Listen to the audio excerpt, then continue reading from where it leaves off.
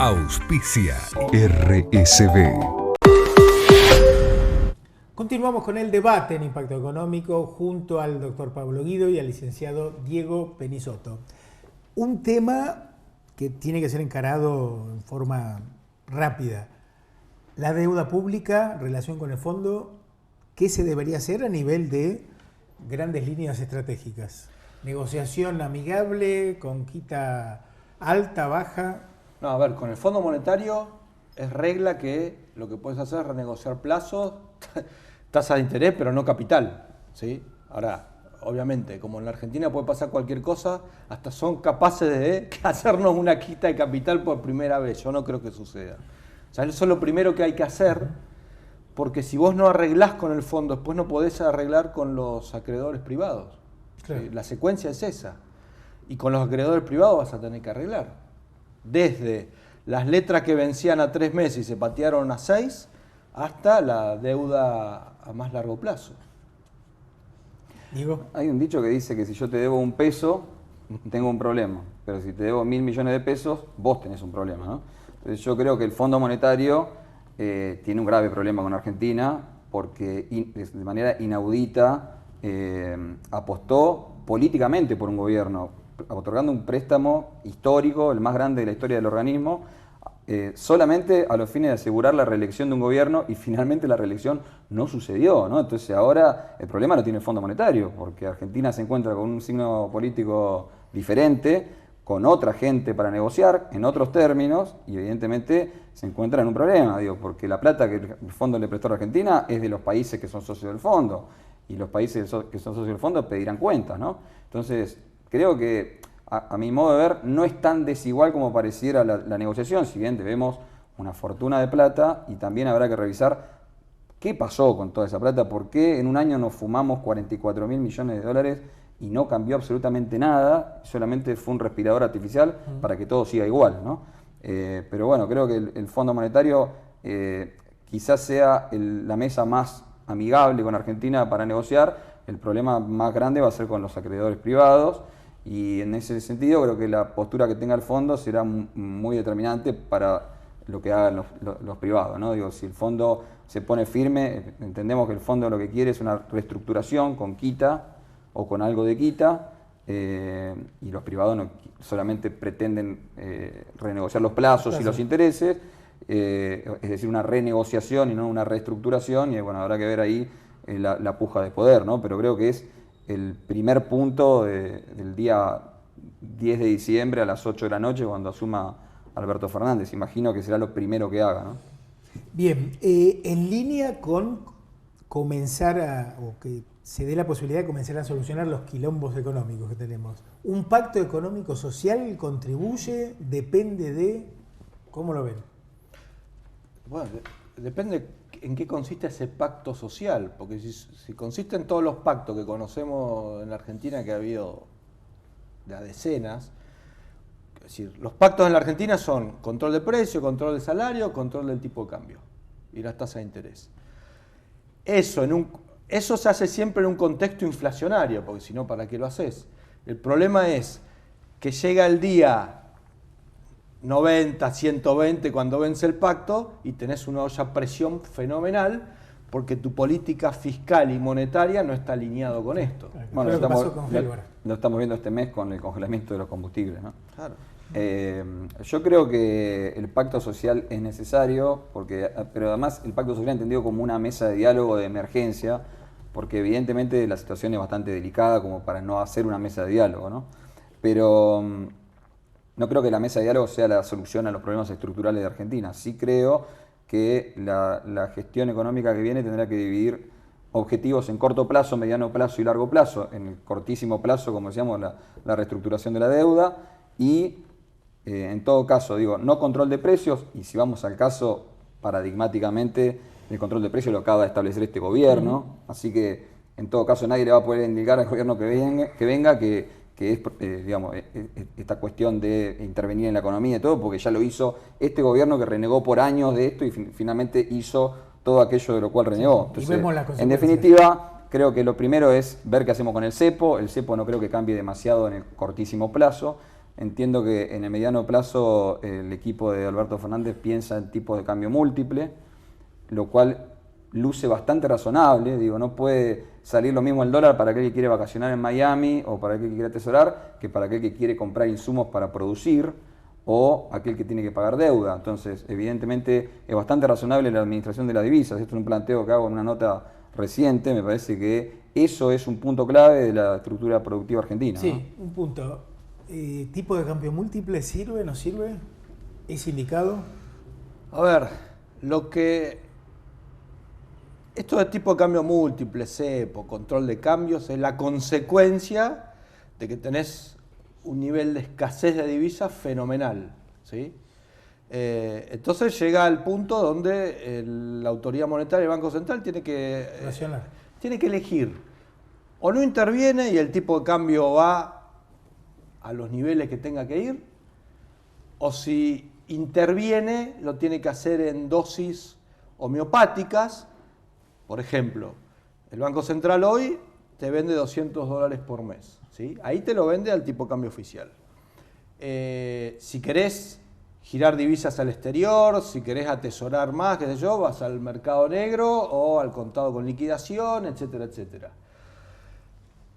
A mí me parece que tengo la sensación de que el gobierno próximo, como dice Diego, va a desdoblar más el mercado oficial, y va a poner un dólar turista, evidentemente, que significa que ya no podés ir al exterior y comprar con tarjeta de crédito sin límite, podés comprar pasajes sin límite, y va a poner o un impuesto que no sería lo más razonable. Prefiero que desdoble el mercado cambiario de manera transparente. ¿Sí? Ahora, ¿un mercado de cambios múltiples sirve como transición o como esquema permanente? A mí me parece lo siguiente. ¿Cuánto sale el calamar en Argentina?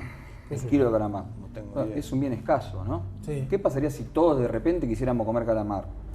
Y aumentar el precio. No, pero y si además exigiéramos que tenemos derecho todos a comer calamar. Bueno, evidentemente no hay para todos, ¿no? Digo, y sumarle a eso, y voy a la escasez de divisas, es un bien más de la economía y es un bien escaso, pero además es un bien estratégico que hace al desarrollo de la economía nacional, con lo cual me parece que justamente lo que hay que hacer es administrar la escasez. Lo que hay que y hacer entonces es que aumente hay que poner la oferta de divisas. naturalmente, por eso dije, lo primero que dije es que el gran problema estructural de Argentina es la dificultad para generar divisas. Partiendo de esa base, uno no puede liberar el mercado financiero como se hizo en los últimos años, que entren, que salgan, liquidamos los controles, podés comprar la cantidad que quieras, no tenés restricción para, digamos, si vos venís, invertís, no tenés restricción para irte, te podés ir mañana. Digo, la economía argentina no soporta ese tipo de esquemas, ya está a la vista. Entonces, administrar las divisas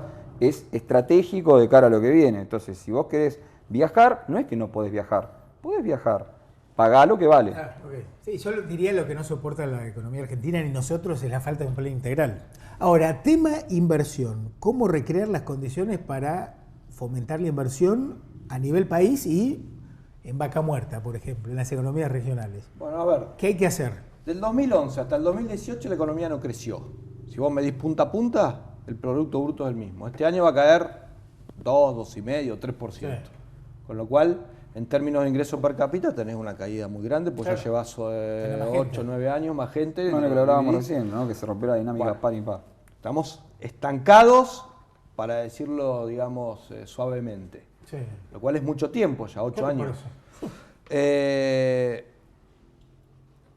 país, esto lo hemos hablado muchas veces, no aguanta un tamaño del Estado de estas características, un Estado que ha aumentado 50% en términos de Producto Bruto, y eso te genera que la carga tributaria sea altísima, te genera que tengas que emitir dinero y te genera que tengas que salir a los mercados internacionales o al mercado local a colocar deuda. Eso a nivel de los 3 niveles de gobierno, ¿no? Nacional, provincial y municipal. Con algunas excepciones, pero sí, en general ese es el problema. Sí. O sea, el problema es que este leviatán que es el Estado, que encima no nos ofrece servicios adecuados, porque si uno pagara los impuestos y mandar a los chicos al colegio público y fueras al hospital y no te morís y tenés seguridad, digamos, razonable, no tenés que contratar todos los servicios privados. Sí, sí. Igual el que genera la plata es bueno que mantenga la mayor proporción en su bolsillo, ¿no? Bueno, entonces el punto es, olvídense de que este país va a crecer a las tasas que tiene que crecer, que es 4 o 5% durante los próximos 20 años por lo menos, sin poder hacer una rebaja tributaria fenomenal. Y como necesitas no tener un déficit fiscal, tenés que acompañar con una baja de gasto público. Ahora bien, ¿cuál es el problema que existe en Argentina?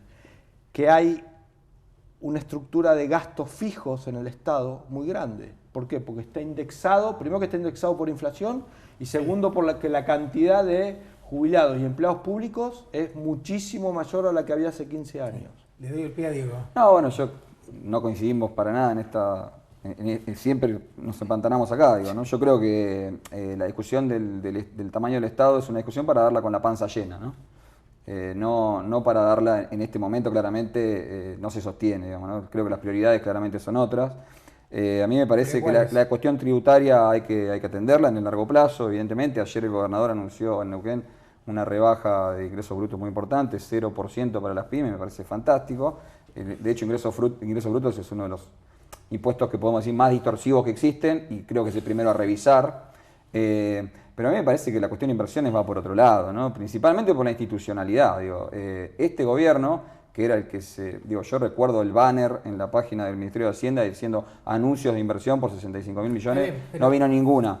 Y digo, recuerdo... Una aclaración semántica, cuando decís institucionalidad, ¿a qué te refieres? Bueno, recuerdo en junio, en el encuentro de IDEA Vaca Muerta, la disputa entre Nielsen y Lopetegui, ¿no? Sí. Donde Lopetegui hablaba de Vaca Muerta casi como si la hubiera fundado Macri el 1 de enero de 2016, y Nielsen le dice, disculpame, esto nació en el marco de un esquema proteccionista, ¿no?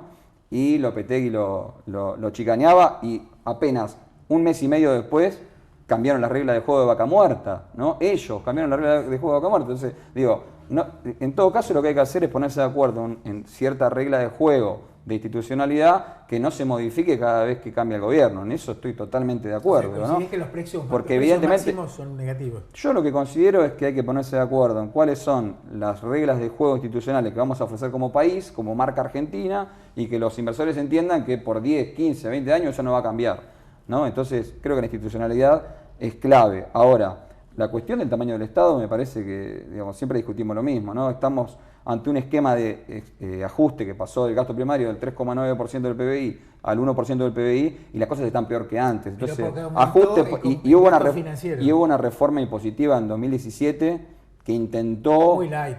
Y evidentemente no solucionó absolutamente nada. Entonces digo, yo siempre hago la misma pregunta.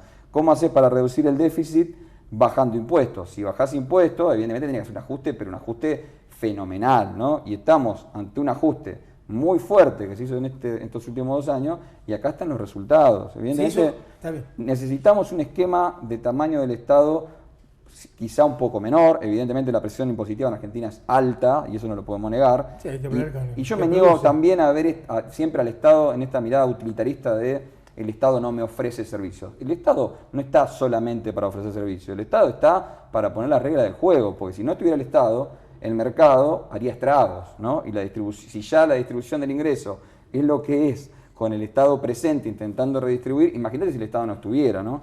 Tendríamos África, digo, ¿no? Donde hay una élite rica y la mayor cantidad de población empobrecida, ¿no? Bueno, en general en la mayor parte de los países de África no hay institucionalidad, ¿no? No hay un Estado fuerte. ¿Tu opinión? Todo esto de que estamos hablando, el cepo, la inflación, la escasez de divisas, las tasas de interés altas, esto es consecuencia de que las instituciones permanentemente en la Argentina cambian porque el Estado genera esta explosión. O sea, cuando vos no tenés un Estado ordenado, ¿sí? Esto es como un alcohólico. Entra a la casa totalmente alcoholizado y va a ser puede generar un desastre en la familia, ¿sí? Te rompe toda la casa, le pega a la mujer, le pega a los hijos. O sea, lo que vos necesitas es un Estado ordenado. ¿Por qué? Porque si no lo tenés ordenado fiscalmente, es decir, un Estado que te ofrezca lo que en otros países desarrollados hace, los bienes y servicios básicos, tenga sus cuentas relativamente equilibradas, impuestos pagables, entonces como estás desordenado, permanentemente se estás a tiro de que apelen a la maquinita, se excedan en el endeudamiento, te peguen, que es lo que ha pasado en la Argentina. Fíjate, el impuesto a las ganancias de 1932 era por 2 años. ¿Cuánto pasó? Casi 90 años. Bueno, el impuesto al cheque, ¿sí?, a los débitos y créditos, era por un tiempo, todavía lo tenemos. El IVA en el 95 aumentó del 18 al 21 por un año, no bajó. O sea, acá todo lo transitorio en términos impositivos y de reglas de juego nocivas se convierte en permanente. Pero eso porque tenés un Estado fiscalmente desordenado. Entonces vas manoteando. Esto es como un ejército de saqueo. Lo tenemos que dejar aquí, lamentablemente. Continuaremos en próximos programas porque el objetivo es ofrecer distintas ideas, distintos enfoques para que ustedes tengan más elementos para formar un propio criterio. Muchas gracias. Agradezco el aporte de ideas. Muchas gracias, Daniel, por la invitación. A ustedes. Pausa. En el próximo bloque compartimos la entrevista a Martín Redrado.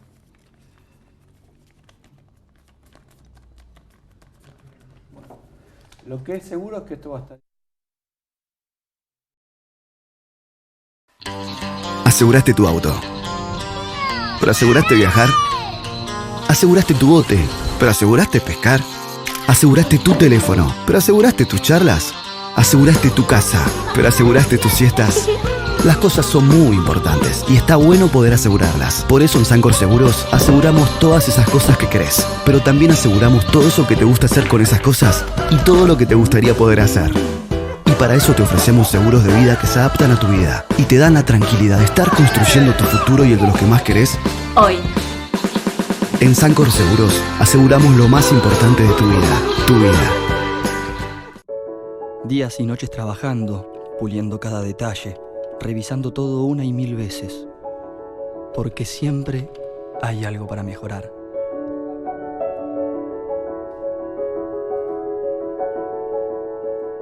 A veces el reconocimiento llega rápido y a veces se hace desear.